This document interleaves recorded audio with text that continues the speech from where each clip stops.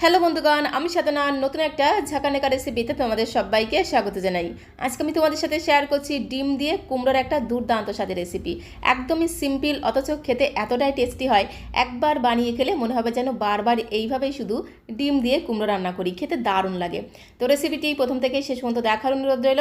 রেসিপিটি বানানোর জন্য এখানে দেখো আমি নিয়েছি পরিমাণ মতো কুমড়ো, তবে এতটা কুমড়ো আমার লাগবে না। এখান থেকে আমি আমার প্রয়োজন মতো কুমড়ো দেখো কেটে নিলাম। আর আজকের এই রেসিপিটা আমি একদম পাকা আর মিষ্টি কুমড়ো দিয়ে বানাবো। কুমড়োটাকে দেখো আমি অর্ধেকটা পরিমাণে কেটে নিয়েছি। কুমড়োর যে খোসাটা আছে সেটাকে আমি কিন্তু পুরোপুরি একদম ফেলে দেবো না, এইভাবে একটু বাঁধিয়ে রেখে রেখে কেটে নেব। মানে এইভাবে একটু কুমড়োর খোসাটাকে একটু রেখে রেখে কাটবো, তাহলে কুমড়োটা রান্না করার সময় কিন্তু একেবারেই ঘেটে যাবে না, গোটা গোটা থাকবে। এতে কি হয়, দেখতেও সুন্দর লাগে, খেতেও কিন্তু দারুণ লাগে। তো কুমড়োর খোসাটাকে একটু একটু রেখে কেটে নেওয়ার পরে ঠিক এইভাবে দেখো লম্বা লম্বা করে স্লাইস করে কেটে নিলাম। তারপরে জাস্ট জল দিয়ে একবার একটু ধুয়ে নেব। আর এর সাথে আমি নিয়েছি বড় সাইজের একটা আলুর খোসাটাকেও দেখো খুব সুন্দর করে ছাড়িয়ে নিয়েছি। তারপরে কুমড়োর সাথেই খুব ভালো করে আলুটাকেও ধুয়ে নেব। কুমড়োটাকে প্রথমে খুব ভালো করে জল দিয়ে ধুয়ে নিতে হবে, তারপরে এইভাবে একটু পিস পিস করে কেটে নিতে হবে। ঠিক এইরকম করে একটু চৌকো চৌকো করে কেটে নেব, খুব বেশি একদম মোটা মোটা করে কাটবো না। ঠিক এইভাবে কুমড়োটাকে কেটে নেব। আর কাটার পরে কিন্তু কুমড়োটাকে আর ধোবো না। এর সাথে আমি আলুটাকেও কেটে নেব, মাঝখান থেকে দুফালি করে কেটে নেব। তারপরে কুমড়োর মতো একটু মোটা মোটা করে কেটে নেব।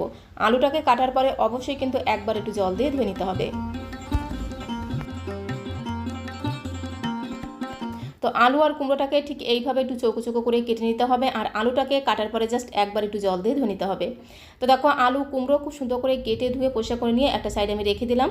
তো এখন আমি রান্নাটা করে নেবো, তার জন্য দেখো সরাসরি চলে আসলাম কড়াইয়ের কাছে। গ্যাসের ফ্লেমটা অন করে দিয়ে একটা কড়াই বসিয়ে দিয়েছি। প্রথমে আমি একটা ভাজা মশলা তৈরি করে নেব।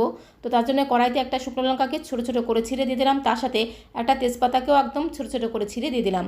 এইভাবে শুকনো লঙ্কা তেজপাতাকে একদম ছোটো ছোটো করে ছিঁড়ে দিয়ে দিলে খুব তাড়াতাড়ি ভাজা হয়ে যাবে। তার সাথে 1 চামচ ভর্তি করে দিয়ে দিলাম গোটা ধনে।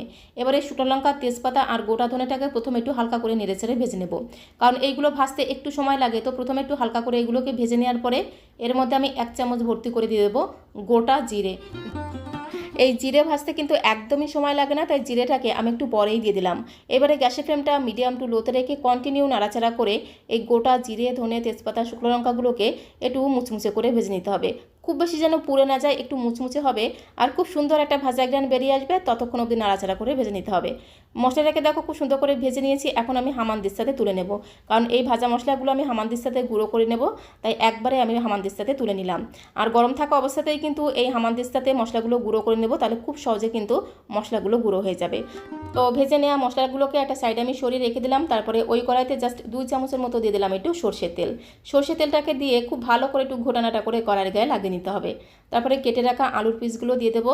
আর আলু ভাজার সময় একদমই সামান্য পরিমাণে একটু লবণ দিয়ে আলুগুলোকে ভাজবো, তাহলে দেখবে আলুগুলো নাড়াচাড়া করে ভাজতে ভাজতেই কিন্তু অনেকটাই নরম হয়ে যাবে। তো দেখো একদমই কিন্তু সামান্য পরিমাণে দিয়ে দিলাম একটু লবণ দিয়ে খুব ভালো করে নাড়াচাড়া করে আলুগুলোকে একটু হালকা লালচে করে ভেজে নেব।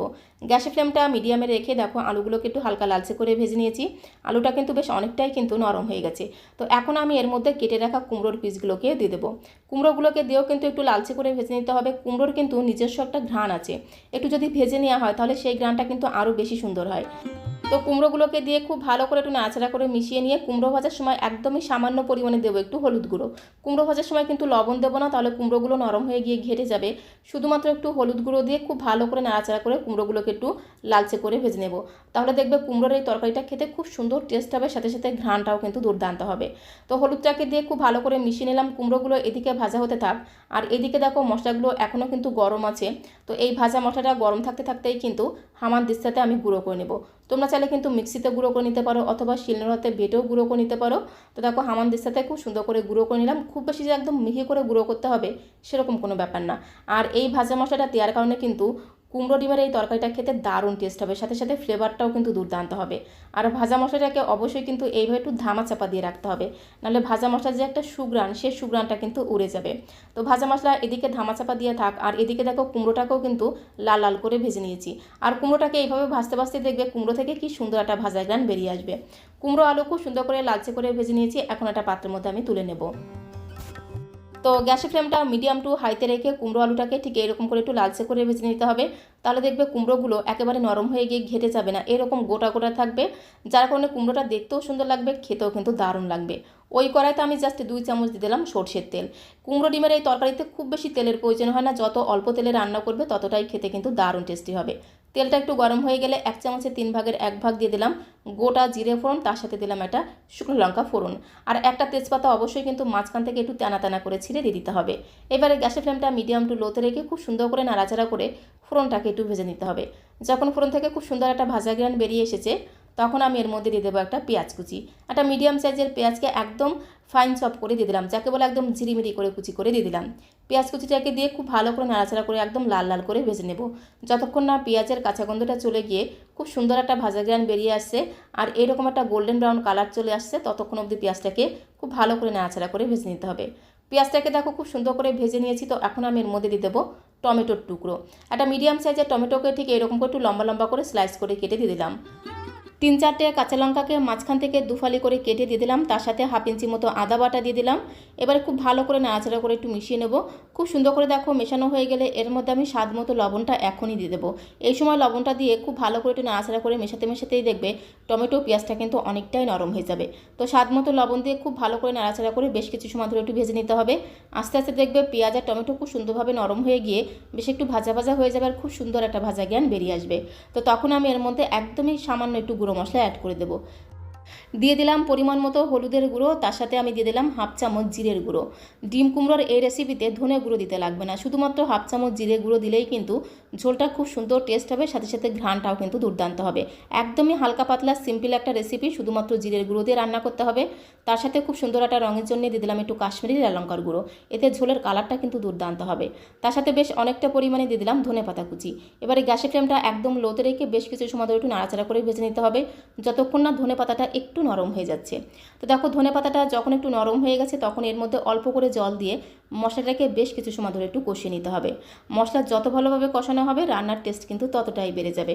তো গ্যাসের ফ্লেমটা মিডিয়াম টু লো করে দিয়ে বেশ কিছু সময় ধরে দেখো মশলাটাকে কষিয়ে নিলাম। তো এখন আমি এর মধ্যে আগে থেকে ভেজে রাখা কুমড়ো আর আলুটাকে দিয়ে দেবো। তো ভেজে রাখা কুমড়ো আর আলুটাকে দিয়ে খুব ভালো করে নাড়াচাড়া করে মশলার সাথে মিশিয়ে নিতে হবে, যাকে বলে এদিক ওদিক যেদিক সেদিক দিয়ে খুব সুন্দর করে একদম ঘোটানাটা করে মিশিয়ে নিতে হবে। খুব ভালো করে দেখো কুমড়ো আর আলুটাকে মশলার সাথে মিশিয়ে নিলাম। তো তারপরে আমি এর মধ্যে পরিমাণ মতো অ্যাড করে দেবো গরম জল। গরম জলটাকে দিয়ে খুব ভালো করে মিশিয়ে নেব। ঝোলের পরিমাণটা একটু বেশি করে দিতে হবে, তাহলে দেখবে গরম গরম ভাতের সাথে খেতে কিন্তু দারুণ লাগবে। আর কুমড়ো ডিমের এই রেসিপিটা ঝোলের পরিমাণটা একটু বেশি হলে বেশ একটু হালকা পাতলা হবে, খেতে দারুণ লাগবে। আর এই সময় একটু চেক করে দেখতে হবে নুনের পরিমাণটা ঠিকঠাক আছে কিনা। এই সময় যদি নুনের পরিমাণটা ঠিক থাকে তাহলে আলু আর কুমড়োটা খুব সুন্দরভাবে সেদ্ধ হয়ে যাবে, সাথে সাথে ঝোলের কালারটাও কিন্তু দুর্দান্ত হবে। তো একটু চেক করে দেখলাম নুনের পরিমাণটা কম মনে হলো, তাই আরেকটু নুন দিয়ে খুব ভালো করে মিশিয়ে নিয়ে ঢাকা দিয়ে গ্যাসের ফ্লেমটা মিডিয়াম টু লোতে রেখে 6-7 মিনিট সময় ধরে ঝোলটাকে রান্না করে নিতে হবে। ঝোলটা ওইদিকে রান্না হতে থাক ততক্ষণে আমি 3টে ডিমকে একটা বোলের মধ্যে ঢেলে নেব। আমি এখানে 3টে ডিম নিয়েছি, ডিমের পরিমাণটা তোমরা আরও বাড়িয়ে অথবা কমিয়েও নিতে পারো, তাতে কোনো সমস্যা নেই। তো একে একে 3টে ডিমকে দেখো খুব সুন্দর করে ভেঙে নিলাম। তো তারপরে একটা হ্যান্ড উইস্কের সাহায্যে খুব ভালো করে ডিমটাকে একটু ফেটে নিতে হবে। ডিমগুলোকে দেখো হ্যান্ড উইস্কের সাহায্যে খুব ভালো করে ফেটে নিলাম। তো এখন আমি এর মধ্যে সামান্য কিছু উপকরণ মেশাবো। প্রথমেই দিয়ে দিলাম স্বাদ মতো লবণ, পরিমাণ মতো দিতে হবে একটু হলুদের গুঁড়ো, এতে কালারটা কিন্তু দারুণ হবে। তার সাথে আমি দিয়ে দেবো একটা পেঁয়াজ কুচি, একটা মিডিয়াম সাইজের পেঁয়াজকে একদম ঝিরিঝিরি করে কুচি করে দিয়ে দিলাম। তার সাথে আমি দেবো 2টো কাঁচা লঙ্কা কুচি। ঝালের পরিমাণটা তোমরা যে যেমন অমলেটের মধ্যে ঝাল খেতে পছন্দ করবে সে অনুসারে এখানে কাঁচা লঙ্কা কুচিটা অ্যাড করে দেবে। চাইলে কিন্তু তোমরা গোলমরিচের গুঁড়োও দিতে পারো, তাতে কোনো সমস্যা নেই। তার সাথে বেশ কিছুটা ধনেপাতা কুচি দিয়ে খুব ভালো করে একটা হাতা অথবা চামচের সাহায্যে এইভাবে একদম ঘোটানাটা করে মিশিয়ে নিতে হবে। তো সমস্ত কিছু দিয়ে খুব ভালো করে মিশিয়ে নিয়েছি। ডিমের একটা ব্যাটার কিন্তু তৈরি হয়ে গেছে। তো এখন আমি একটা ডিমের অমলেট তৈরি করে নেব। তার জন্য গ্যাসের অন্য একটা ওভেনে একটা ননস্টিকের কড়াই বসিয়ে দিচ্ছি। কড়াইটা একটুখানি গরম হয়ে গেলে 2 চামচ দিয়ে দিলাম সরষের তেল। তেলটাকে দিয়ে খুব ভালো করে ঘোটানাটা করে কড়াইয়ের গায়ে লাগিয়ে নিতে হবে। তারপর আমি এর মধ্যে ডিমের ব্যাটারটাকে ঢেলে দেবো। তো দেখো এই সময় কিন্তু গ্যাসের ফ্লেমটা মিডিয়াম টু লোতে রাখতে হবে। তারপরে ডিমের ব্যাটারটাকে ঢেলে দিয়ে এইভাবে ডিমের ব্যাটারটাকে একটু ছড়িয়ে দিতে হবে। এইভাবে দেখো একটুখানি সরিয়ে অমলেটটাকে একটু সরিয়ে দিলে দেখবে ডিমের ব্যাটারটা ছড়িয়ে যাবে, অমলেটটাও কিন্তু খুব সুন্দরভাবে তৈরি হয়ে যাবে। সঙ্গে সঙ্গে কিন্তু ডিমের এই অমলেটটাকে উল্টানো যাবে না, গ্যাসের ফ্লেমটা মিডিয়াম টু লোতে রেখে 2-3 মিনিট রেখে দিতে হবে। যখন অমলেটের উপরটা একটুখানি শুকিয়ে আসবে তখন এটাকে এইভাবে একটু ফোল্ড করে দিতে হবে, মানে ভাঁজ করে দিতে হবে। আর কন্টিনিউ এইভাবে খুন্তি দিয়ে একটু চেপে চেপে অমলেটটাকে ভাঁজ করে নেব, তাহলে দেখবে অমলেটটা খুব সুন্দরভাবে কিন্তু সেট হয়ে যাবে।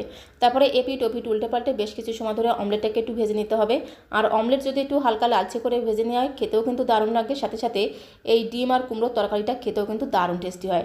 তো দেখো এপিট ওপিট উল্টে পাল্টে অমলেটটাকে খুব ভালো করে একটু লালচে করে ভেজে নেওয়ার পরে এইভাবে খুন্তি দিয়ে মাঝখানটা আমি এইভাবে একটু পিস পিস করে কেটে নেব। পরিবারের সদস্য অনুযায়ী তোমরা এইভাবে অমলেটটাকে পিস পিস করে কেটে নিতে পারো। তো একে একে দেখো আমি 6 পিস করে কেটে নিলাম।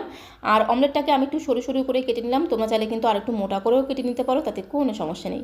তো এখন এই ডিমের অমলেটটাকে সরাসরি আমি কুমড়োর তরকারির মধ্যে দিয়ে দেবো। এদিকে দেখো কুমড়োর তরকারিটাকে আমি 6-7 মিনিট সময় ধরে রান্না করে নিয়েছি। আলু কুমড়ো খুব সুন্দরভাবে কিন্তু সেদ্ধ হয়ে গেছে, একেবারেই কিন্তু নরম হয়ে গেছে। তো তরকারিটাকে খুব ভালো করে একটু ঘোটানাটা করে মিশিয়ে নিয়ে এর মধ্যে আমি একে একে ডিমের অমলেটগুলো দিয়ে দেবো। আলুটা দেখো কত সুন্দর নরম হয়ে গেছে, সাথে কুমড়োটাও কিন্তু নরম হয়ে গেছে, অথচ দেখো গোটা গোটা রয়েছে। যেহেতু কুমড়োটাকে কাটার সময় আমি একটু খোসা রেখে রেখে কেটেছিলাম, তাই কুমড়োগুলো দেখো একদমই কিন্তু গোটা গোটা রয়েছে, একেবারে কিন্তু নরম হয়ে গিয়ে ঘেটে যায়নি। তো তারপরে একে একে সমস্ত ডিমের অমলেটগুলো দিয়ে খুব ভালো করে একটু ঝোলের সাথে মিশিয়ে নেব। তো সমস্ত অমলেটগুলোকে ঝোলের মধ্যে দিয়ে খুব ভালো করে একটু মিশিয়ে নেওয়া হয়ে গেলে এই সময় এর মধ্যে দিতে হবে 1/2 চামচ চিনি। কুমড়োর তরকারিতে একটু চিনি দিলে বেশ একটু তরকারিটা হালকা মিষ্টি মিষ্টি খেতে হয়, খেতে কিন্তু দারুণ লাগে। তো 1/2 চামচ চিনি দিয়ে খুব ভালো করে মিশিয়ে নিলাম।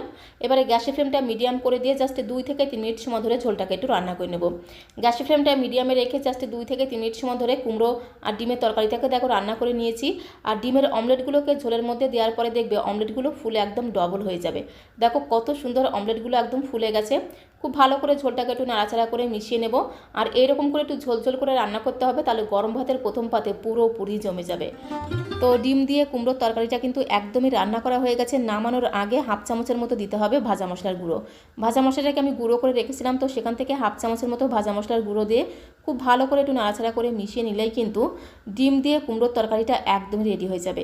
আর ভাজা মশলাটা কিন্তু অবশ্যই দিতে হবে, তাহলে দেখবে ডিম দিয়ে কুমড়োর তরকারির স্বাদ আর গন্ধ আরও 10 গুণ বেড়ে যাবে।